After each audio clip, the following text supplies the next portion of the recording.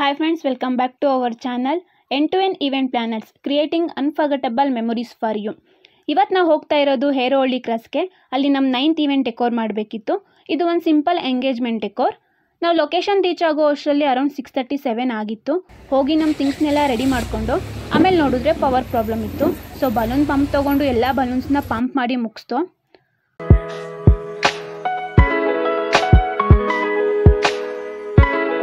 ಆಮೇಲೆ ಎಂಗೇಜ್ಮೆಂಟ್ ಹುಡುಗ ಹುಡುಗಿದು ನೇಮ್ ಹಾಕಬೇಕಿತ್ತು, ಅದು ಅರೇಂಜ್ ಮಾಡ್ದೋ. ಅಲ್ಲಿಗೆ ನಮ್ಮ ಡೆಕೋರೇಷನ್ ಕಂಪ್ಲೀಟ್ ಆಯಿತು.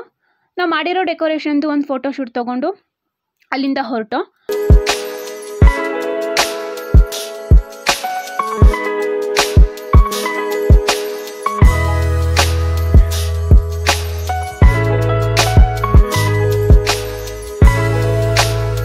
ಮನೆಗೆ ಹೋಗಿ ರೆಸ್ಟ್ ಮಾಡ್ತಿದ್ದೋ.